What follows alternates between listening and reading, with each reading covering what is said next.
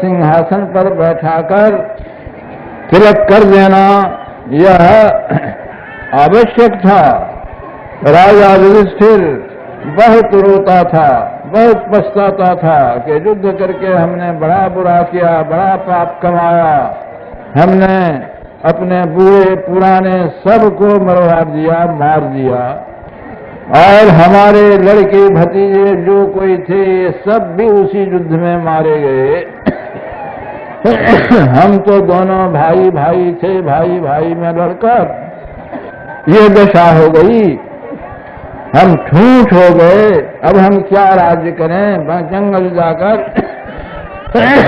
तब करना अच्छा है। व्यासदेव ने बहुत समझाया, भगवान कृष्ण ने बहुत समझाया, करे क्या शोक करते हो, राज्य करो, शोक दूर हो जाएगा। तुम क्षत्रिय होकर जो कर्म कर्तव्य है वही कर्म किए हो, दूसरा कुछ नहीं किए हो, तुम पाप पाप क्या बकते हो। उनको बोध नहीं होता था। तब ओर लगाकर इससे काम कराया जाए तो इसका शोक छूटते छूटते छूट जाएगा।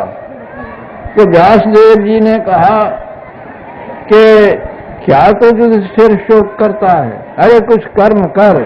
कहा कि महाराज क्या कर्म? कहा कि अश्वमेध यज्ञ कर। अश्वमेध यज्ञ कर ही बहुत बड़ा नाम आप कहते हैं, आप स्वयं जानते हैं कि अश्वमेध यज्ञ में कितना धन लगता है। हमारे पास धन कहाँ है?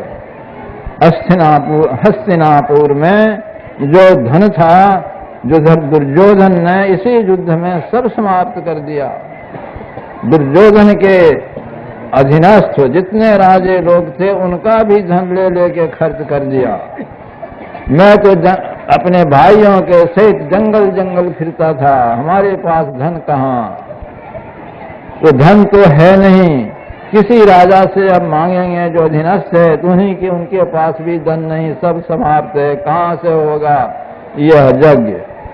कहा कि तू नहीं जानता है। व्यासदेव ने कहा कि तू नहीं जानता है, ये मेरा अनग्रहित इतिहास नहीं है, महाभारत में पढ़ के देखिए।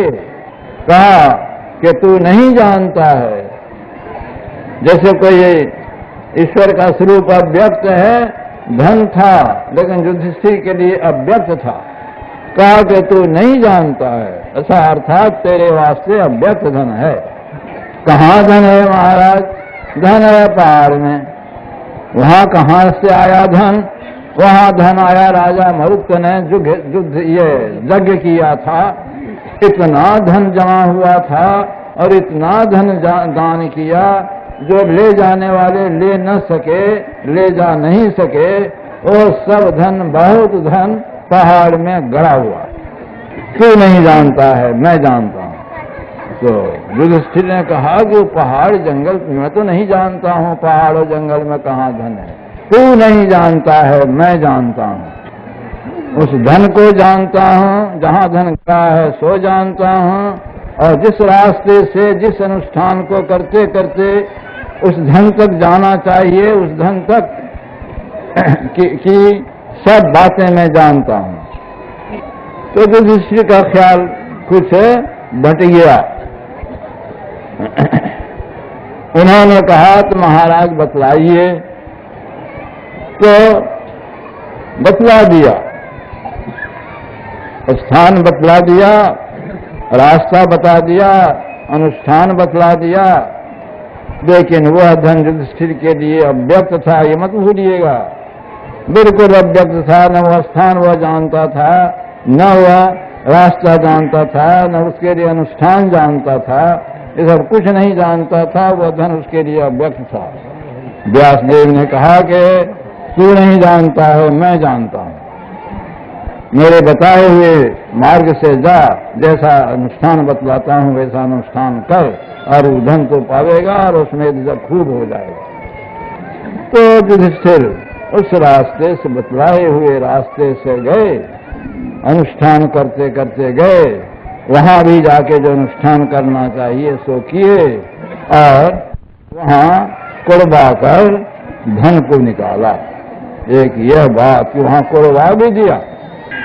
पहाड़ में पत्थर और मिट्टी के नीचे वो धन बढ़ गया था। राजा मृत्यु बहुत दिन हुआ था, जब युधिष्ठिर उनके पीछे बहुत पीछे हुए थे।